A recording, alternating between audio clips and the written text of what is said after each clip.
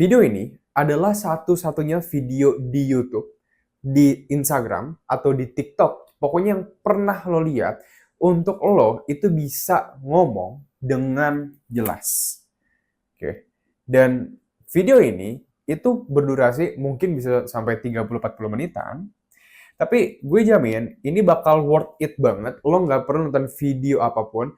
Pokoknya setelah lo selesai nonton video ini, lo bakal bisa berbicara dengan jelas yang bakal bikin siapapun yang lo ketemuin. Mau nanti misalkan pas lo lagi mau wawancara kerja, lo bakal lebih berpeluang diterima dalam perusahaan tersebut. Karena lo bisa menjelaskan isi pikiran lo dengan jelas.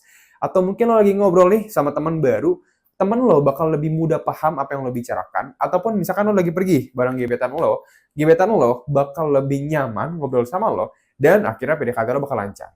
Oke. Semua hal tersebut itu berasal dari kemampuan lo untuk berbicara dengan jelas. Jadi sebelum kita masuk ke dalam materinya, gimana caranya lo bisa ngomong dengan jelas, pasti lo bingung kira-kira ada siapa sih orang di YouTube gue gitu kan muncul. Kenalin dulu, nama gue adalah Jason Stanley. Gue udah punya pengalaman 5 tahunan di bidang Science Communication atau komunikasi science, di mana kita mempelajari aspek psikologi atau science dari komunikasi.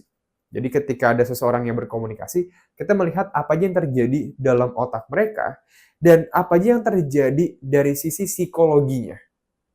Nah, jadi kita membedah sampai ke akar-akarnya banget tuh tentang dunia komunikasi science. Dan itu udah gue perdalam selama sekarang, itu udah ada running 6 tahunan bahkan. Tapi overall gue sering bilang udah 5 tahun. Nah, gue juga udah punya platform edutech gue sendiri di bidang ilmu komunikasi yang namanya adalah Stanley Academy. Yang overall sekarang itu udah ada 750, OTW udah 800-an seharusnya, yang dimana orang-orang ini itu merasakan perubahan drastis banget setelah nerapin materi yang dipelajarin dari edutech gue, Stanley Academy, ke kehidupan mereka. Oke, jadi gue punya sedikit kredibilitas untuk ngobrol bareng lo nih tentang gimana caranya sih lo bisa ngomong dengan jelas dan tanpa belibet. Oke. Nah, jadi seperti janji gue, video ini adalah video satu-satunya doang yang lo perluin di platform manapun untuk lo bisa ngomong dengan jelas. Nah, Bang, oke. Sekarang, gimana caranya, Bang? Biar nggak usah kelamaan. Oke, gimana caranya lo bisa ngomong dengan jelas tanpa belibet? Nah, sebelumnya, bro, gue pengen kita berdua paham dulu nih suatu konsep. Ya. Anggap misalkan di sini ada orang. Oke. Kita kasih nama, misalkan dia adalah lo. Ya. Jangan marah ya, soalnya gambar jelek. Yang di sini adalah gue, Jason. Oke. Ya. Anggap misalkan kita berdua itu lagi ngobrol. Ya. Ngobrol nih. Wah, ketemu sama gue misalkan di kafe atau di mana, ya kan? Bebas di mana aja. Intinya kita berdua misalnya lagi ngobrol. Oke. Nah, bro, yang pengen gue bilang ke lo adalah kalau lo pengen bisa ngomong dengan jelas, sebelum lo bisa ngomong dengan jelas, kita harus pahamin dulu kira-kira komponen dari komunikasi itu apa sih? Oke. Apa itu komponen dari komunikasi? Oke. Kita harus mengajukan pertanyaan terlebih dahulu yang sangat amat mendasar banget.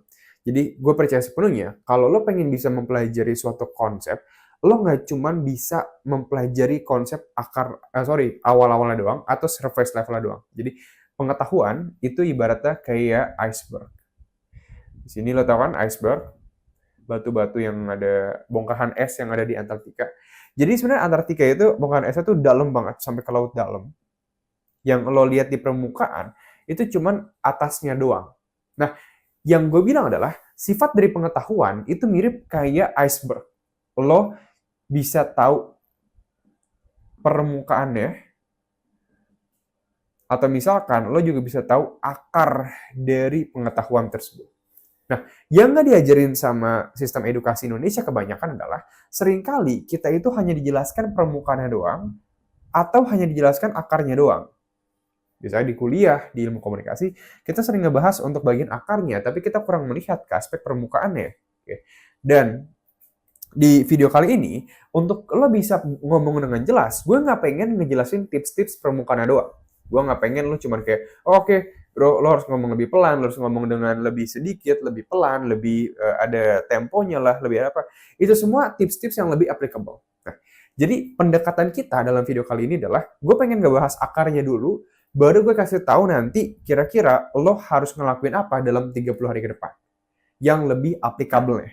Oke. Tapi sebelum gue ngasih lo tips yang applicable ya, gue pengen kita berdua lebih paham dulu untuk akar dari pengetahuannya dulu. Karena kalau lo tahu akarnya, maka lo juga bisa menciptakan pengetahuan lo sendiri yang bahkan nanti lo bisa nerapin tips-tips sendiri yang lo temuin dari pengetahuan tersebut. Oke, jadi kita bakal bedah terlebih dahulu untuk aspek dari akarnya.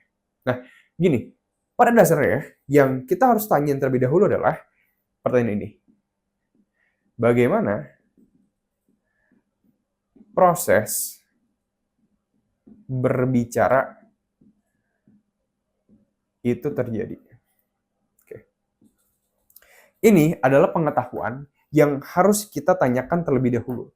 Kalau lo pengen bisa ngomong dengan jelas, maka pertanyaan utama yang harusnya kita tanyakan adalah bagaimana proses berbicara itu bisa terjadi. Oke. Nah, sebelumnya gue bakal jelasin dulu sedikit tentang gimana caranya proses berbicara itu terjadi. Oke, jadi sekarang kita bakal masuk nih ke otak kita masing-masing. Oke. Di sini gue bakal gambarin otak. Oke. Anggap ini otak lo atau otak gue lah, bebas ya. Ini otak. Nah, di otak untuk dia itu bisa sampai ke aktivitas berbicara, jadi buat otak lo bisa berbicara, pastikan ada serangkaian hal yang harus terjadi buat lo itu bisa berbicara. Oke, sebagai contoh, gue bakal jelasin sedikit. Kalau misalkan gue pengen lari, nggak serta-merta gue langsung lari gitu. Enggak. Tapi ada informasi yang harus diproses terlebih dahulu dalam otak gue. Jadi, misalkan otak gue dimulai dengan langkah pertama. Ngirimin informasi ke neuron-neuron gue untuk siap lari ke depan. Yang kedua, otot gue menerima informasinya dan akhirnya bisa digerakkan karena mendapatkan instruksi dari neuron tersebut yang awalnya dapat dari otak. Jadi, otak ke neuron dan ke otot, misalkan.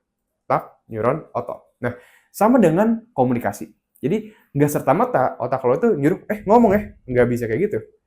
Nggak serta-merta otak lo bilang ngomong, terus lo bisa ngomong. Jadi, Bang, terus gimana caranya otak gue itu bisa berbicara? Itu yang harus gue tanyain gitu kan. Pada dasarnya ada 3 langkah yang harus dilaluin otak untuk lo itu bisa berbicara. Oke. Yang pertama itu adalah ide abstrak. Tenang aja, kalau lo bingung ini apaan, gue bakal jelasin. Yang kedua itu adalah struktur bicara. Oke. Dan yang ketiga adalah mediumisasi kata-kata. Ini adalah 3 langkah otak lo itu bisa memproses sistem dari berbicara. Jadi gue bakal sedikit recap. Singkat ceritanya adalah setiap kali lo pengen berbicara, maka otak lo harus melalui satu. Itu adalah tahapan pertama, ide abstrak. Yang kedua adalah struktur bicara. Yang ketiga adalah mediumisasi kata-kata. Sekarang pertanyaan adalah, Bang, 3 hal ini itu apa? Gue bakal mulai dengan yang pertama terlebih dahulu. Sebelum otak lo mulai berbicara, otak lo dan gue itu harus mengetahui apa yang mau dibicarakan terlebih dahulu. Oke, nah ini berhubungan dengan sebuah proses yang gue sebut sebagai priming effect. Oke Bang, maksudnya priming effect itu apa gitu loh. Oke, gue bakal jelasin dikit. Priming effect, singkat ceritanya menjelaskan bahwa ketika lo berbicara sama teman lo, misalkan di sini ada gue, ya kan? Di sini ada gue. Di sini itu misalkan ada lo, Jason, dan ini adalah lo misalkan. Misalkan, let's say pas kita lagi ngobrol, gue tuh ngomong kayak gini kalau, kemarin gue lagi ke psikolog bro, soalnya di belakang ini, mental gue kurang bagus nih bro, ada aja masalah sama hidup gue gitu kan. Nah, ketika gue ngomong kayak gitu, otak lo, ini kan gue ngirimin pesan nih ke lo. Gue ngirimin pesan tentang mental health gue baru aja dari psikolog segala macam. Nah, pesan ini nantinya di otak lo itu bakal dikategorisasikan. Jadi, pertama, gue mengirimkan pesan ke lo. Yang kedua, pesan gue yang diterima oleh lo bakal dikategorisasikan. Nah, Bang, dikategorisasikan itu maksudnya apa? yang contoh tadi, pesanan tadi, itu kan gue ngomong tentang mental health gue baru aja dari psikolog. Nah, itu bisa jadi dikategorisasikan sebagai topik dari psikologi.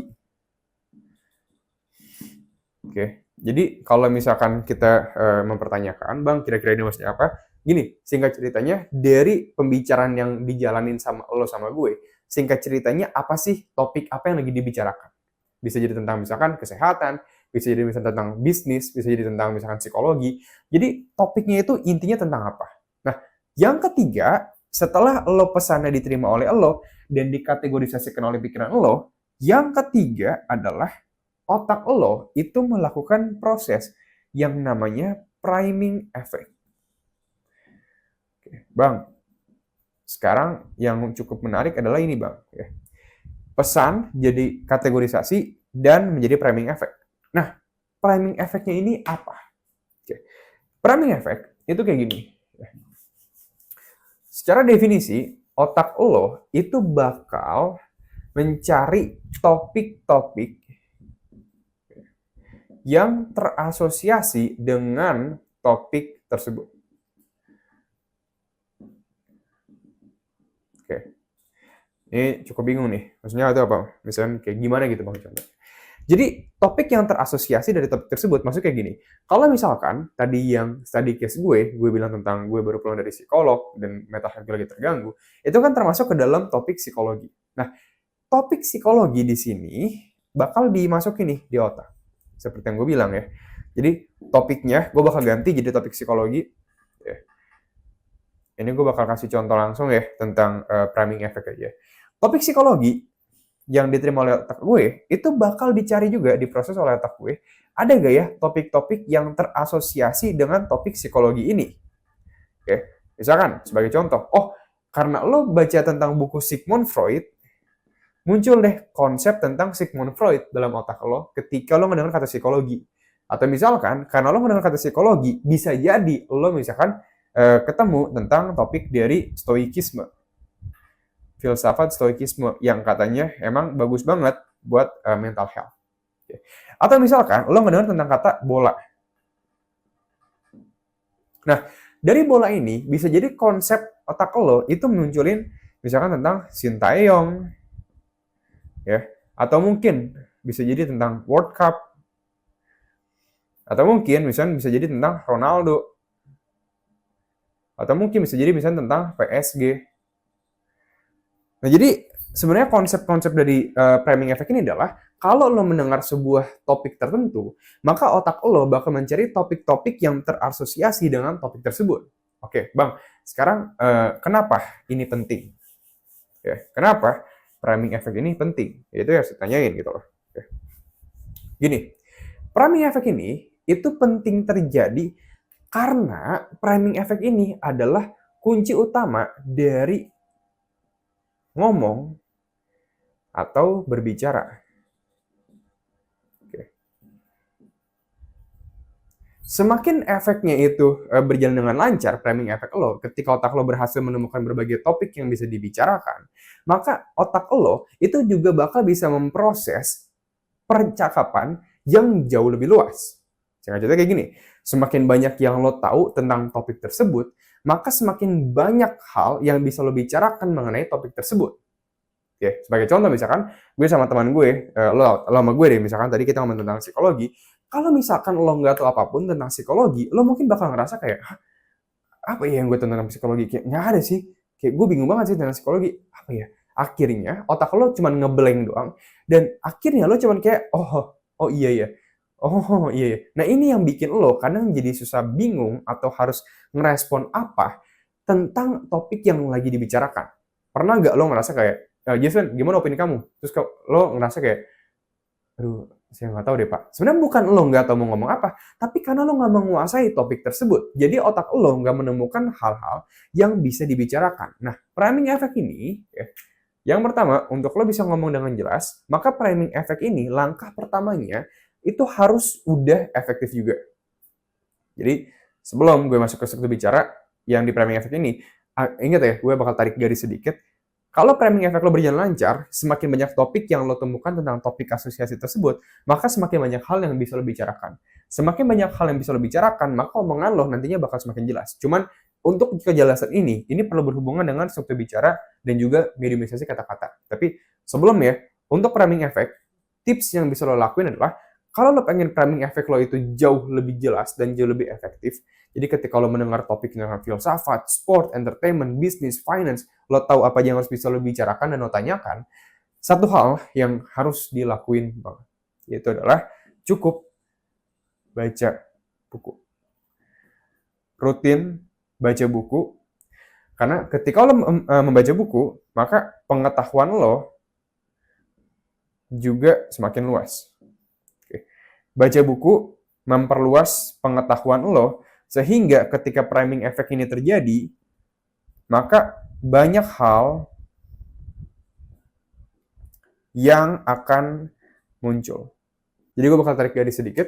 Baca buku bakal bikin pengetahuan lo jauh lebih luas. Pengetahuan yang jauh lebih luas akan bikin lebih banyak hal yang muncul ketika framing efek ini terjadi. Sehingga nggak bakal ada masalah dalam ide abstrak ini atau framing efek ini. Sebagai langkah pertama dari ngomong dengan jelas.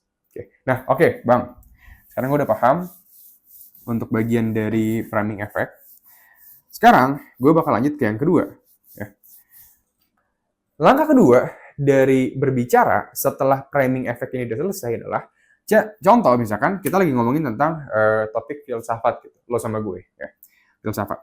Karena filsafat itu muncul sebagai topik, maka otak gue mencari topik yang terasosiasi dengan topik filsafat.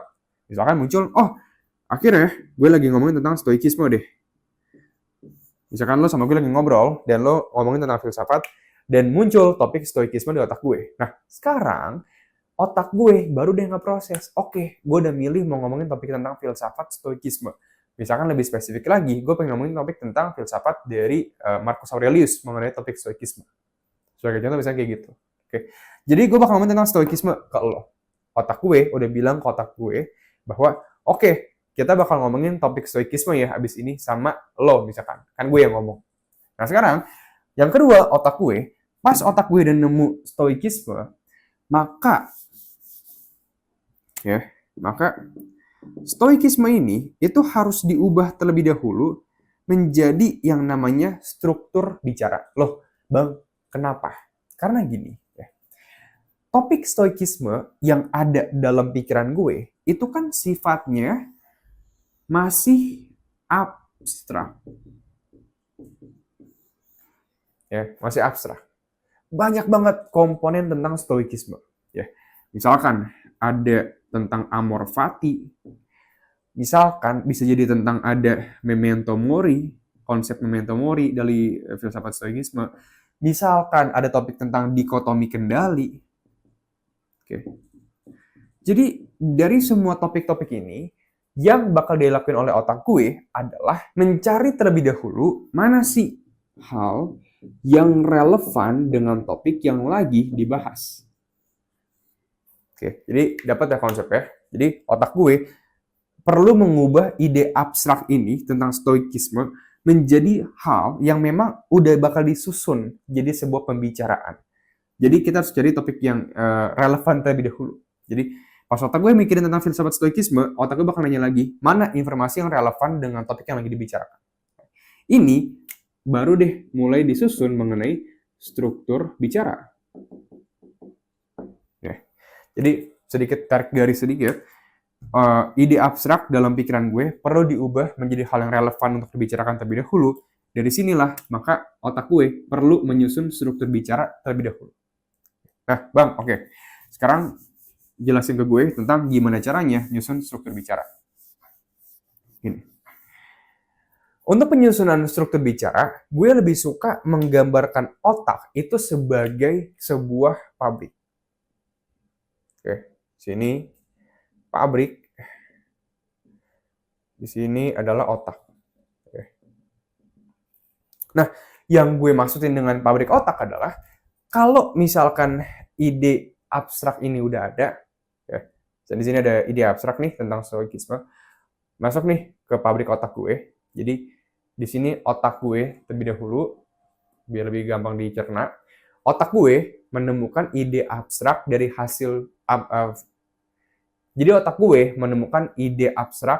hasil priming effect, yaitu dari stoikisme. Stoikisme ini bakal dimasukkan lagi ke pabrik otak gue untuk diubah menjadi yang namanya struktur bicara. Oke. Nah, struktur bicara ini yang sering jadi kendala adalah otak lo itu sebenarnya sebuah bentuk dari kebiasaan. Jadi, struktur bicara itu pada umumnya terdiri dari ini namanya topik utama. Yang kedua itu adalah topik pendukung. Yang ketiga itu adalah rangkuman. Nah, pada umumnya berbicara itu, otak lo ketika menyusun struktur bicara, itu seharusnya mengubah topik ini menjadi, ide abstrak stoikisme ini menjadi topik utama, lalu topik pendukung, dan juga rangkuman dari pembicaraan lo. Jadi otak lo bakal menyusun dulu nih, kata-kata yang bakal dibicarakan apa aja. Jadi kata-kata apa aja yang dibentuk menjadi kalimat, dan kalimat ini bakal ada di topik utama. Kalimat ini nanti bakal ada di topik pendukung, dan kalimat ini bakal ada di rangkuman. Jadi otak lo itu punya, gue bakal ngomong kayak gini loh. Nah, yang menjadi kendala bagi kebanyakan orang yang bikin kita jadi sering belibet adalah ininya. Ini yang sering error. Ya. Jadi ketika lo terbiasa untuk ngomong dengan tidak jelas, sebenarnya yang nggak jelas itu bukan omongan lo, tapi yang nggak jelas itu adalah otak lo. Otak lo terbiasa untuk berpikir tidak terstruktur, sehingga ketika ide abstrak ini mau diubah menjadi struktur bicara, otak lo itu bingung. Bingungnya kenapa? Otak lo bakal bingung kayak gini. Dia bakal nanya, mana dulu yang harus gue omongin? Oke. Jadi, otak lo itu bakal bingung mana dulu yang harus gue omongin. Ini yang bikin struktur bicara itu jadinya nggak bisa dibentuk oleh pikiran lo. Ketika struktur bicara ini nggak bisa dibentuk oleh pikiran lo, alhasil omongan lo itu bahkan jadi belibet dan jadi nggak jelas. Harusnya yang awalnya mungkin struktur utama ke struktur pendukung dan kerangkuman misalkan. Tapi karena lo nggak biasa berpikir kayak gitu, jadinya ide abstrak ini ya udah muter-muter aja kemana-mana ke situ. Jadi orang bakal susah juga mahamin apa yang lagi lo bicarakan. Nah, oke, Bang. Sekarang gue punya pertanyaan. Kalau kayak gitu, Bang, asumsikan deh, Bang, otak gue udah terbiasa nih berpikir tidak terstruktur kayak gini. Bingung harus mikir kayak gimana gitu kan. Bang, solusinya itu kayak gimana? Solusinya itu cukup simpel.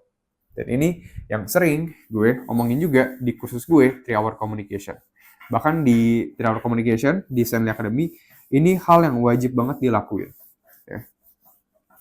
Jadi halnya itu adalah karena otak lo terbiasa untuk berpikir tidak terstruktur, maka kita harus membiasakan otak kita untuk apa? Untuk berpikir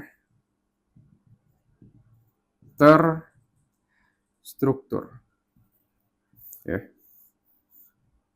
Sekarang gue bakal tarik garis logika sedikit, kausalitas, biar lebih mudah mencerna pemahaman ini. Ketika otak lo terbiasa untuk berpikir terstruktur, maka omongan lo juga akan terstruktur. Ketika omongan lo terstruktur, maka lawan bicara bakal bisa lebih mudah paham apa yang lo bicarakan. Ketika lawan bicara lebih mudah paham apa yang lo bicarakan, alhasil omongan lo itu lebih jelas. Jadi ini ya kausalitasnya. Ketika otak lo terbiasa berpikir terstruktur, maka omongan lo bakal terstruktur. Ketika omongan lo itu terstruktur, maka orang bakal lebih paham apa yang lo bicarakan. Ketika orang paham apa yang lo bicarakan, maka bisa kita simpulkan omongan lo itu lebih jelas. Sekarang kita tarik logika secara kausalitas. Nah, secara logika kausalitasnya, maka ketika otak lo berpikir terstruktur, terbiasa berpikir terstruktur, maka omongan lo bakal lebih jelas. Oke. Nah, sekarang Bang, gimana caranya gue bikin otak gue berpikir terstruktur? Sebenarnya ada dua cara untuk melatih ini, tapi yang paling gue suka adalah ini. Menulis terstruktur. Oke, Bang. Apa itu menulis terstruktur dan kenapa menulis terstruktur bakal bikin otak gue itu berpikir terstruktur? Gini, ketika lo melatih diri lo untuk menulis terstruktur, misalkan ya, kita contoh aja langsung applicable ya, dalam 30 hari ke depan, biasain lo ambil kertas A4 aja. Nggak ada kertas gue yang bisa gue kasih contoh, ada nih, sorry. Ya, lo ambil kertas aja A4 kayak gini. Ini kan ada tulisannya, blank aja kayak gini. Dan dari tulisan A4 ini, yang gue pengen lo lakuin adalah, ya, satu, di paragraf 1, lo tulis topik utama. Yang kedua, paragraf kedua adalah topik pendukung. Ya. Dan yang paragraf ketiga adalah rangkuman. Oke, Bang, gue bingung banget kenapa gue harus nulis kayak gini dan gimana caranya gitu loh. Cara melatih berpikir terstruktur ini. Oke. Jadi gini ya, untuk lo perlu ngelakuin menulis terstruktur. Ketika lo ngelakuin ini, jadi lo membiasakan dalam 30 hari ke depan, sehari satu, ya, menulis terstruktur yang terdiri dari topik utama, topik pendukung, dan rangkuman. Ketika lo ngelakuin ini dalam 30 hari ke depan, otak lo kan perlu bekerja dan membiasakan dirinya sendiri untuk berpikir terstruktur. Jadi otak lo dalam 30 hari ini, karena kenapa Bang 30 hari? Karena dalam 30 hari itu bakal cukup banget buat bikin habits. Nah, ketika otak lo terbiasa berpikir terstruktur yang terdiri dari topik utama, topik pendukung, dan rangkuman, kita tarik garis sedikit yang tadi gue bilang, menulis terstruktur kan bikin otak terstruktur. Ya. Ketika otak terstruktur, maka struktur bicara lo juga bakal lebih terstruktur. Oke. Jadi ini kausalitas logikanya nih. Menulis terstruktur membiasakan otak untuk berpikir terstruktur. Ketika otak terbiasa untuk berpikir terstruktur, maka struktur bicara lo juga bakal lebih terstruktur. Oke, jadi dapat ya. Nah, sekarang gini. Kita udah jawab untuk bagian kenapa lo harus menulis terstrukturnya. Sekarang gimana caranya gue bisa nulis terstruktur? Tadi gue sempat bilang, dalam 30 hari ke depan, lo bisa nulis terstruktur kayak gini. Nah, Bang, cuman topiknya itu apa? Apa yang harus gue tulis gitu kan? Itu kan pertanyaannya. Gue lebih prefer kalau lo bisa sambil baca buku. Let's say misalkan gue baca buku nih tentang The Lean Startup. Ini buku tentang bisnis yang sering gue baca untuk, belum gue kelarin semuanya, tapi gue lagi baca untuk pengembangan Stanley Academy, platform edutech gue. Jadi gue misalkan gue baca nih, ya. Salah satu ilmunya dari buku ini, misalkan di salah satu chapternya adalah, pada umumnya, usaha itu bisa berkembang karena inovasi. Itu pernyataan dari buku ini ya. Misalnya gue tulis di topik utama. Buku The Lean Startup bilang inovasi merupakan kunci utama dari kesuksesan startup. Jadi topik utama itu biasanya bisa bersifat satu, lo setuju akan sebuah pernyataan atau enggak. Jadi misalnya gue bisa bilang, gue setuju dengan konsep The Lean Startup yang menyatakan bahwa inovasi merupakan cara utama dan syarat utama dari bisnis yang sukses. Atau kalau misalkan gue nggak setuju, gue tinggal nulis aja nih di kertas ini, gue nggak setuju dengan pernyataan bahwa The Lean Startup adalah metode terbaik yang bakal menjamin kesuksesan bisnis startup gue. Jadi bisa setuju, bisa nggak setuju. Atau bisa juga bersifat ide pokok. Nah, ide pokok ini bisa lo tulis kayak misalkan, The Lean Startup mengatakan bahwa kalau bisnis mau sukses, maka foundernya itu perlu menggunakan inovasi yang belum pernah ditemukan sebelumnya. Nah, itu adalah sebuah ide pokok. Jadi, apa yang bakal gue bicarakan dalam topik pendukung dan rangkuman ke depannya. Nah, umumnya ada 3 ini aja. Satu, setuju atau enggak. Yang kedua, yang pertama setuju, yang kedua nggak setuju, yang ketiga atau enggak ide pokok. Lo biasakan tulis di kertas A4 lo. Nah, yang kedua, misalkan gue udah nulis ide pokok gue tentang yang The Lean Startup. Sekarang, topik pendukungnya adalah gimana caranya gue bisa mendukung kebenaran dari ide pokok gue atau topik utama gue. Kayak misalkan gue cari dulu di Google nih, ya. Oh, dari insider.com ditemukan bahwa bisnis yang menggunakan metode The Lean Startup cenderung lebih sukses dibandingkan bisnis yang tidak menggunakan metode The Lean Startup. Nah, itu gue bisa masukin dalam topik pendukung gue. Nah, yang menjadi kuncinya adalah dalam 30 hari ke depan, lo tuh harus nulis topik utama 1 dan 3 minimal topik pendukung. Ya. Jadi lo cari 3 data yang dapat mendukung topik utama lo. Yang ketiga adalah rangkuman. Lo tulis aja secara rangkuman, kira-kira oke, ide pokoknya digabung sama topik pendukung ini secara singkatnya itu apa? Gimana caranya? Pertanyaan kayak gini, gimana lo bisa menyampaikan dalam 3 menit apa yang lo bicarakan dalam 9 menit dari topik utama dan topik pendukung?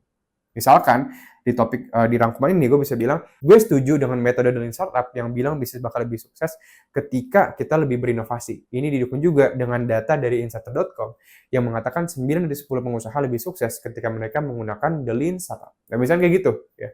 Itu adalah rangkuman. Rangkuman secara singkat dari topik utama dan topik pendukung. Nah, oke. Bang, sekarang gue udah sedikit paham. Kita sedikit tarik garis dulu biar lo lebih dapat gambarannya. Ketika lo ngelakuin ini dalam 30 hari ke depan, maka gue sangat amat yakin otak lo itu sudah terbiasa untuk berpikir terstruktur.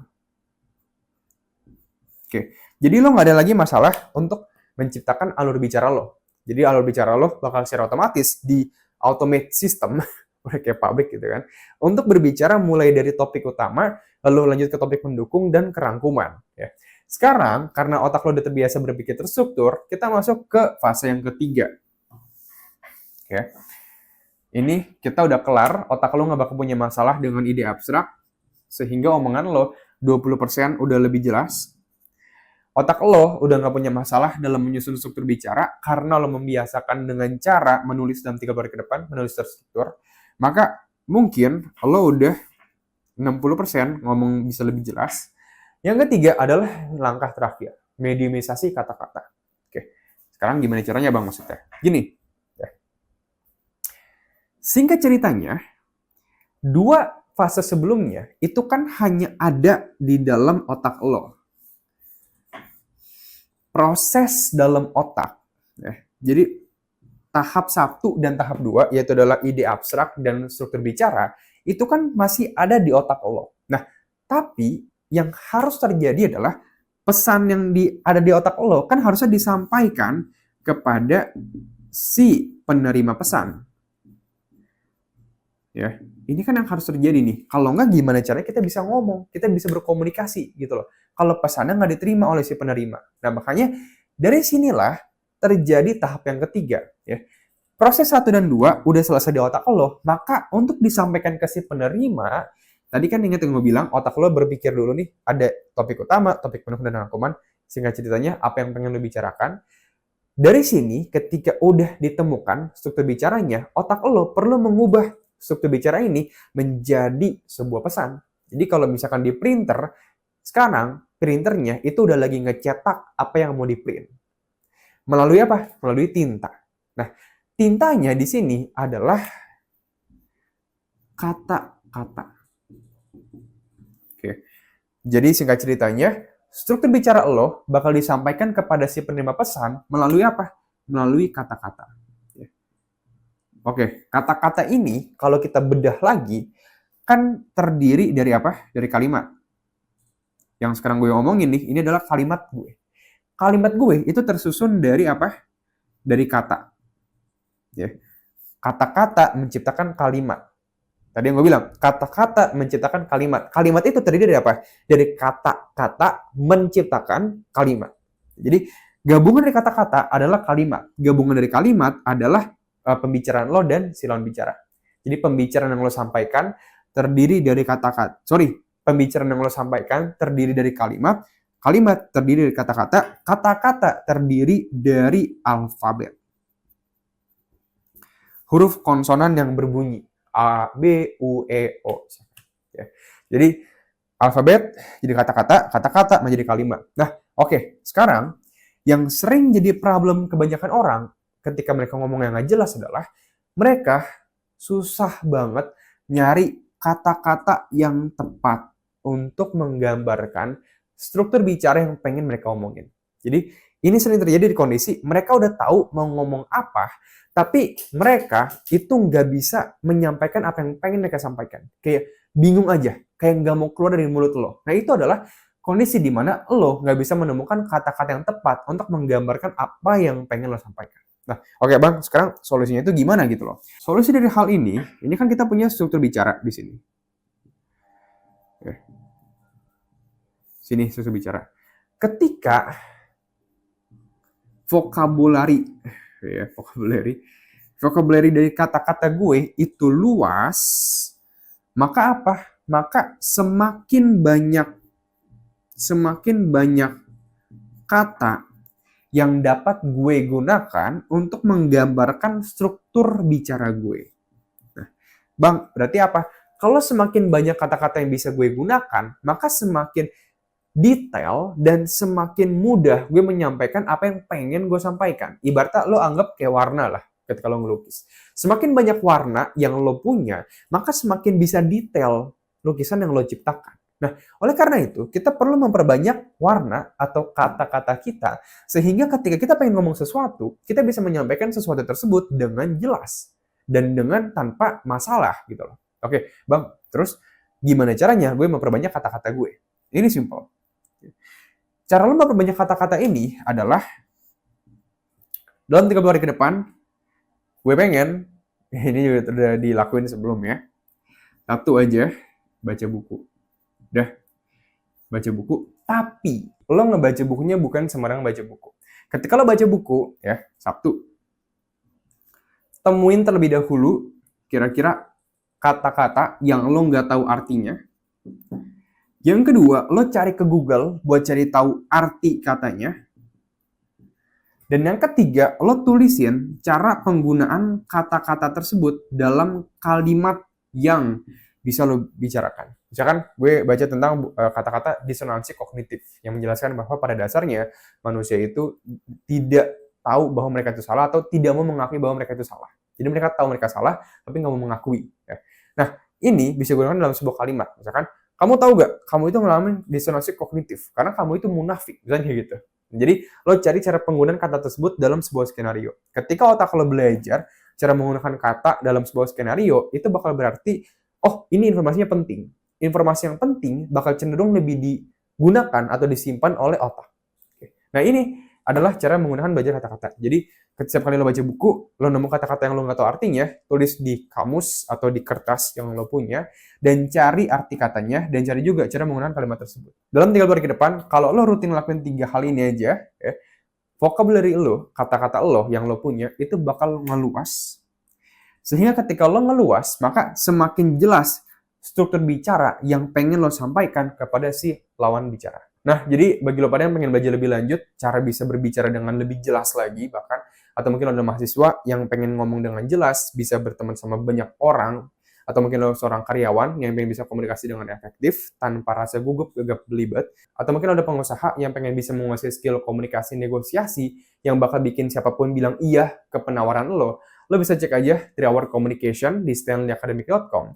Di sana lo bakal belajar cara bisa berkomunikasi tanpa rasa gugup, gegap, belibet, bahkan menguasai skill-skill komunikasi yang lebih advance kayak berretorika, berargumen, mematahkan argumen lawan, bikin siapapun bilang iya kayak yang lo minta, bahkan menguasai karisma yang bakal bikin siapapun betah ngobrol sama lo, bahkan nggak sabar pengen ketemu sama lo lagi. Lo bisa cek aja 3 Hour Communication di stanleyacademic.com. Karena udah ada 800 orang lebih yang merasakan perubahan drastis banget baik di mana kerja, di kehidupan profesional, pengusaha lah, BUMN, karyawan. Banyak banget, lo bisa cek aja di 3 Hour Communication stanleyacademy.com. Lo bisa cek di Google atau cek aja di pin komentar di bawah. Bye-bye.